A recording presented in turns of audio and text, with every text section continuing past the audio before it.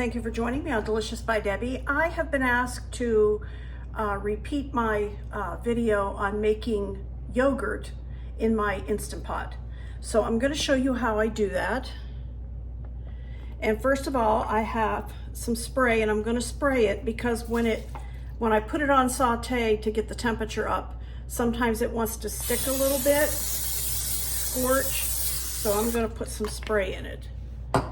Okay, then I'm making a whole gallon of milk into, usually I just do a half a gallon, but I want a big batch because I use this for baking and cooking and just plain eating. So I'm gonna go ahead and do a whole gallon. And I'm using fat-free skim milk. And I turn my Instant Pot to keep warm, just on keep warm. And I'm gonna let that go for 45 minutes. Put the lid on, set it to sealing, and I'm gonna let that sit for 45 minutes on keep warm, and it'll actually get pretty hot. And then I'll show you more. Okay, I let this sit on keep warm for 45 minutes. I'm gonna remove the lid, put a stir. I'm gonna check the temperature of it. You need a good thermometer. Okay, this is right about 160 degrees. I need it to be 185. So I'm gonna turn off the keep warm button and turn on the saute button. And I'm gonna let this go until it reaches 185 degrees. Okay, this has reached 185 degrees, so I'm gonna turn it clear off. And I want to chill it now to 110 degrees. So I'm gonna lift this out of here, put it down into my sink into some ice water that I have ready. I'll keep checking the temperature, and then I'll show you what I do when it gets down to around 110 degrees. Okay, the temperature of this now is right at 110, 112 degrees. The next thing I'm gonna do, I have purchased a plain Chobani, I don't know if you pronounce it that way, Greek yogurt, just plain. And what you want, this is a culture. This is what will make it into yogurt. And you want it to have some active cultures in it. This actually has 6 active cultures in it.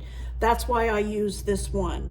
Now, when I go to make the second batch, if I'll save some of this batch, it'll already have the cultures in it, and I won't have to purchase this. I'll just be able to make it from what was left over from this batch. So I'm gonna go ahead and open this up and put it in here. Hopefully you can see what I'm doing here. I'm gonna put it in this dish. Then I'm gonna scoop some of this warm milk into here.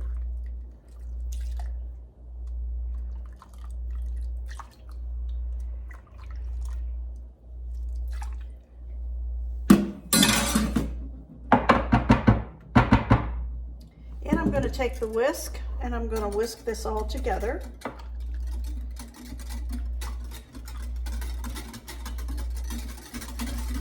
And I'm going to put it right back in here and mix all of this together. Those are the only 2 ingredients you really need. I'm going to take this out of the ice water, wipe it off.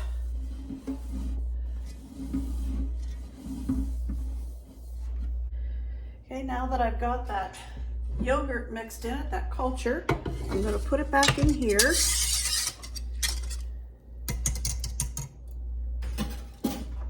And I'm going to put the lid back on it, set it to sealing, and I'm going to let this sit here. It's unplugged, completely off. I'm going to let this sit for at least 10 hours. Sometimes I do it 12, and then I'll show you what I do with it after that.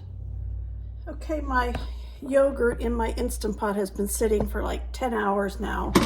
I'm going to I set it down in the sink so that I could show you. And as you can see, there's liquid on top. Otherwise, it's pretty solid. I try to take as much of that liquid off as I can without losing any of my yogurt. Okay.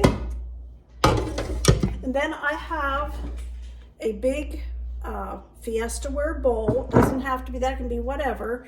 And I have a strainer. This is a Pampered Chef strainer. I put that inside the bowl, and I have just a cloth.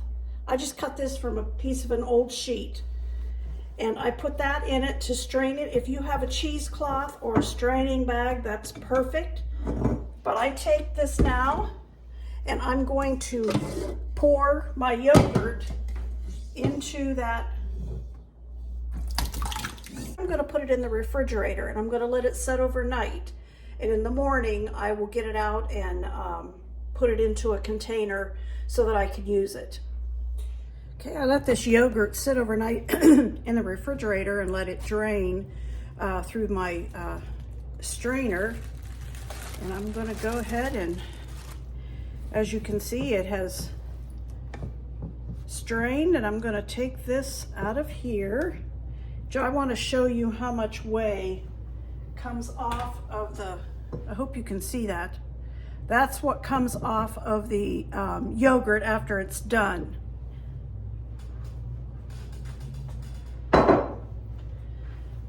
But I want the yogurt into this bowl so I can whisk it up real good.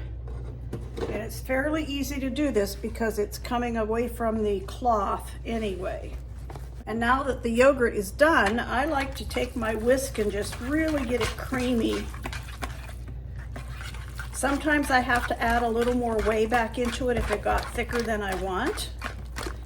So there it is. I've got me a nice big bowl full of Greek yogurt. Before I put this yogurt away in containers, I'm going to have some for my breakfast. So I like to take some, and I have my homemade granola. So I like to put some of that on it.